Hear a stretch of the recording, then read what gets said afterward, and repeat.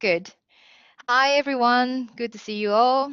We're talking about the use of social media for higher ed, and it's kind of timely to talk about this as some of us were at H.Ed conference last year, and there is a good discussion around how we can use social media for enhancing learning and teaching in our area. So, first presenter is Dr. Julie Willems. She holds qualifications in education, humanities, and nursing. And her research interests include media and technology in formal and informal learning, along with the social justice issues of educational and digital equity. She's a senior lecturer currently at RMIT, central unit called the Learning and Teaching Academy. Julie was a recipient of the Audu DA Foundations of National 2011 research grant for the I Survive project, investigating the use of back-channel communications via mobile technologies and social media during Australian emergencies and disasters. Julie has a strong community focus and served on a number of committees and boards relating to educational technology and social justice. And she's currently the national exec of the ASCALite, and she's organizing the conference for 2018 to be hosted at Deakin University. Now, over to you, Julie, and I'll bring up your slide so you can talk to that slide. Yeah, thank you so much for that lovely introduction. So I'll just wait for the slides to come up, and welcome everyone to this session. Really looking forward to, I'm just going to talk for a little while and talk about some research that I did with Associate Professor Deb Bateman, and looking forward to then opening the floor up to discuss how we might use social media in higher education. So today's focus is looking at the Four Quadrant Framework, which we've shortened to 4QF, and it's a framework for exploring and analysing social media usage in tertiary education. So there's going to be 3 parts to the presentation, so I'll give a little bit of information about the research background, talk about the 4QF and give some examples, but then throw open to discussion so we can all share our experiences as well. So the first part is to look at the research background, and as I've already flagged, Associate Professor Deb Bateman was part of this research. She was going to be part of the presentation today, but unfortunately has another engagement at the moment, so I'm presenting on her behalf. So just want to remember that there's another person as part of this research project. So in order to talk about social media, I just want to say that we've looked at it as a variety of network tools using the Dubbo and Cassandra's definition from 2012, and looking at how these tools emphasise social aspects of the internet and their use for communication, collaboration and creative expression. I'm sorry, some things have slipped off the slide there, Chia. Oh no, I can actually move it down. I wonder if we can reduce the screen size. Anyway, I'm talking to myself. I'll try, Julie. You keep talking. Okay, lovely. Thank you so much. And we also wanted to flag that there are, well, Aikner and Jacob 2015 have delineated 13 different types of social media that might be used. So one of those is social networks, and what this project ended up looking at was the use of social networks in higher education. Oh, Colin's saying Sorry, that Julie. Can't do much for the display. No, that's okay. What I'll do is just scroll it down so people can see. But the slides will be available afterwards, won't they? Yes, that's right. Through the Moodle site that we have for our group, we will share the slides if you're happy, Julie, and all the presenters. Lovely. All right. And thanks, Tom and Colin. I'm just reading in the chat. That looks okay from your end. Fantastic. All right. So moving on, we had to narrow our research focus, and so the focus became the use of Facebook and in higher education. The methodology that we used was a combination of ethnographic and autoethnographic approaches. So ethnography looks at the culture of something to increase our knowledge of that, and so looking at colleagues' use of social media, aka Facebook in this particular presentation, as well as our own uses. And now, autoethnography contains three aspects: the self, which is the auto, the interpretation, which is the ethno, and the graphy, which is the combination through critical analytical lens as the research process. And we're in a space now where qualitative research is becoming a blend. We're seeing a blend of ethnography and autoethnography in this space, and it's leading us to the reflexive ethnographer, as McLaren would say. And so this is encompassed within our project as well. Okay, so what we then went on to was to look at how media was used, and excuse me as I flick a piece of paper around here. So what we discerned was, as we looked at different exemplars of how, in this case, Facebook was being used for teaching, learning and higher education, that social media use is not a one-size-fits-all. In other words, it's not used in the same way by the same people. And what we came up with was a four-quadrant framework to describe how it was being used. So we talked about the blurring of formal and informal, teacher-directed and student-driven learning approaches within the use of Facebook as social media exemplar. This is the four-quadrant framework, and I'm going to just talk a little bit more about it, and then I'm going to give some examples.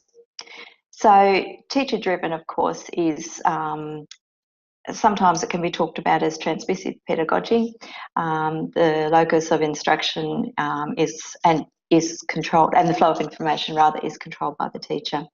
At the other end of the spectrum, and excuse me moving the slides up and down, student-driven, it's the side of personal agency where the onus of responsibility for learning is shared and negotiated by students themselves. So that became rather the vertical framework for the four quadrants.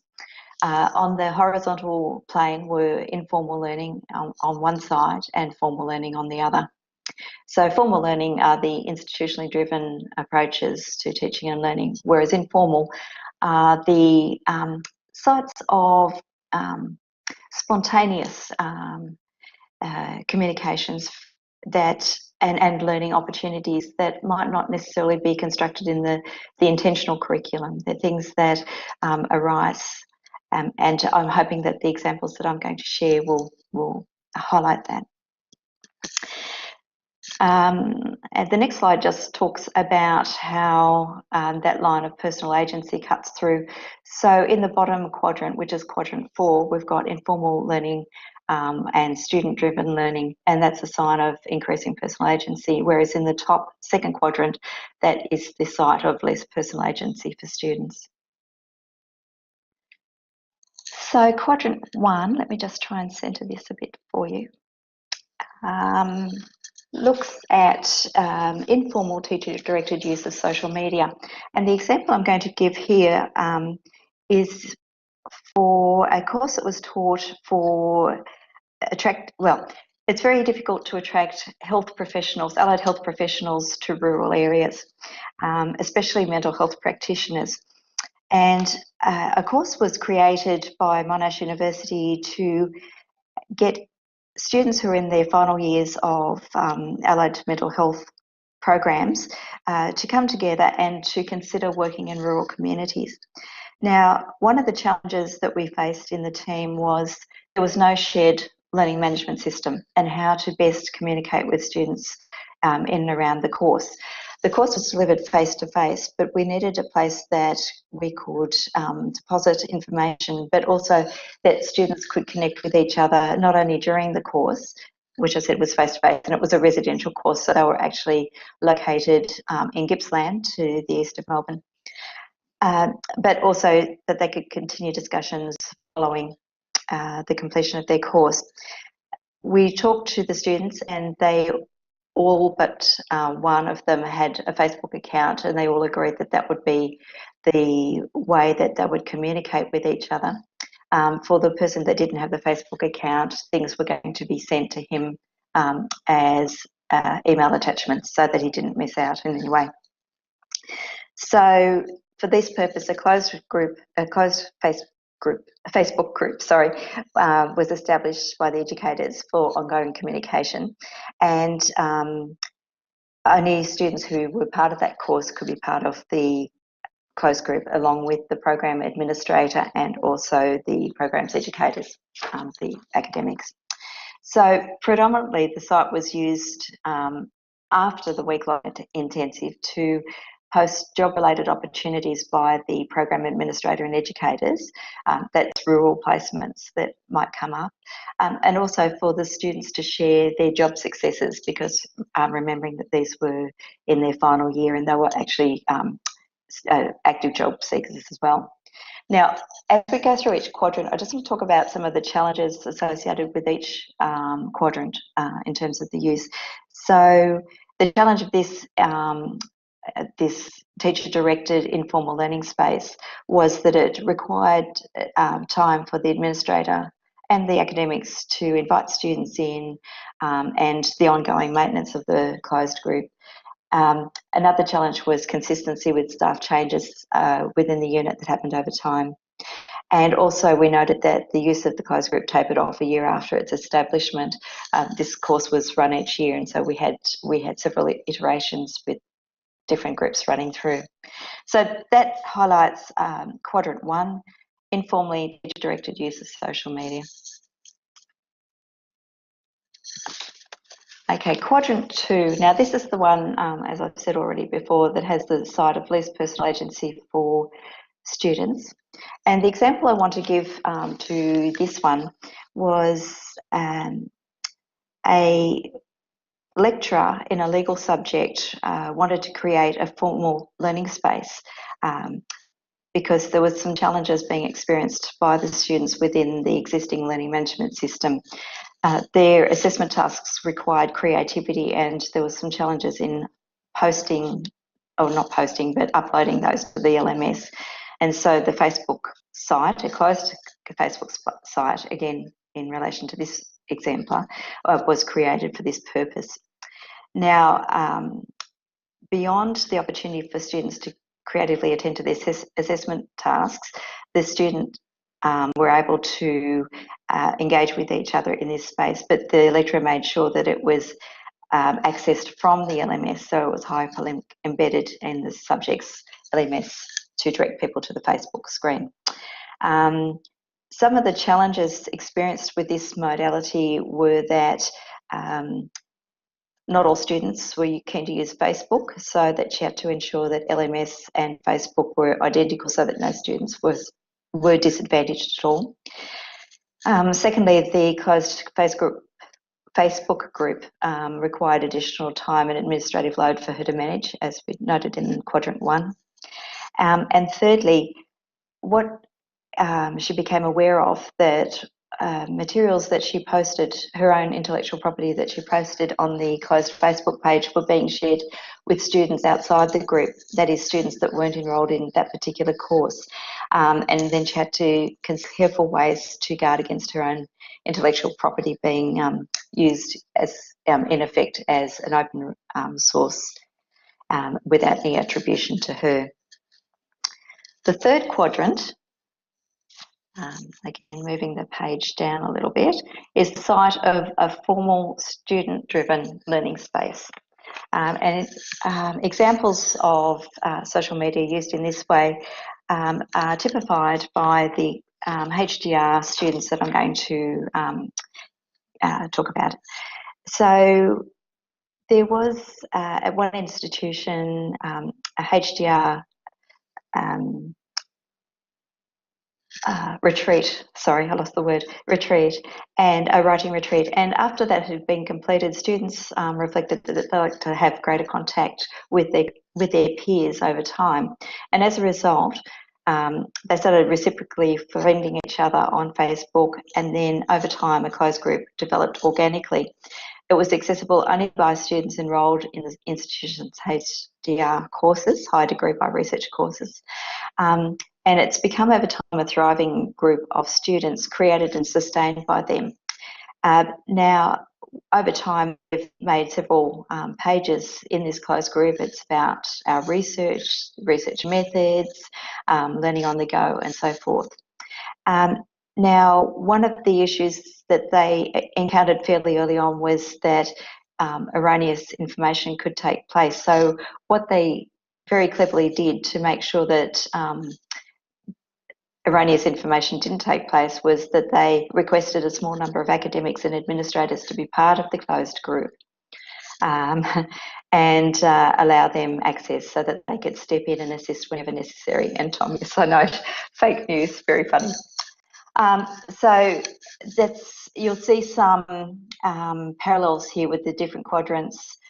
Some have their own unique challenges and strengths, but again, we just need to be mindful if there's a pervasive use of social media of these challenges and potentials. So finally, the fourth quadrant, again scrolling down so we can see, is quadrant 4. And this is the quadrant for greatest personal agency for students, but again, it has its own challenges, as I'll talk about. So the example of this informal student-driven use of social media comes again from the Faculty of Education. And in this particular example that I'm going to relate, students were required in a course to attend weekly lectures,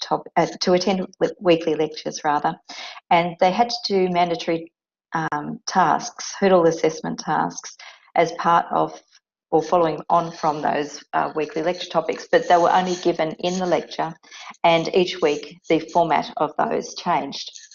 So what happened, the lecturer became aware that a covert Facebook group popped up within the student cohort, and interestingly, this happened over a period of 4 years. And one of the ways that the Facebook group was being used was that students who did attend the lectures were being asked to post their lecture notes on the closed Facebook page for those who didn't attend to, sorry, Colin, I got distracted by what you were saying. So it was people who did attend the lecture were being asked to post about not only their lecture notes, but also what was the weekly task relating to the lecture topic. So in the Facebook page, students were asking, they were seeking clarification on what the tasks required, how best to go about the task, and how to present the task. And the issue there was that no administrators or lecturers had access to the virtual group. Now, the biggest challenges in this space was, of course, that there was no moderation in essence. It became very clear to the lecturer, and unfortunately only in one case very late in the unit, that instances of misinformation had occurred, and that these areas of misinformation were magnified across the student cohort. So those receiving information, those who didn't attend the lectures and were receiving information only through this source, were extremely disadvantaged. So unfortunately, because there were no administrators or teaching staff, students, they were able to, unfortunately, unable to provide timely feedback on what was posted. And also another challenge was that we were concerned that there may have been equity issues and then divisions within the student cohort for those who were in the group and those who were not. So that's just another example of some of the challenges within an informal student-driven use of social media in higher education for learning and teaching purposes. So having just touched on the Four Quadrant Framework, and time doesn't allow to actually go into a lot of detail, and I'm conscious that I've got some lovely colleagues. So there's some sample references there, and I've just put my contact details there, but of course Deb Bateman's also at RMIT, and she's very happy to talk about it. Chia, I'll let you guide me as to whether we've got time to chat or if it's time to go straight on to Megan. Great. Thank you very much, Julie. It's really interesting research that you're doing, and I think it's really useful framework for people to think about actually how they're using this social media and how it's being driven. So thank you very much. And in the interest of time, I know we said it would go straight to the QA, but we might keep these questions for later after all the presenters present. So Sounds that perfect. we'll touch on all of the questions and catch up on that later. So if everyone can join me in thanking Julie by showing a happy face emoticon or applaud into the chat, that would be great. Thank you very much, Julie. And we go straight to next presenter.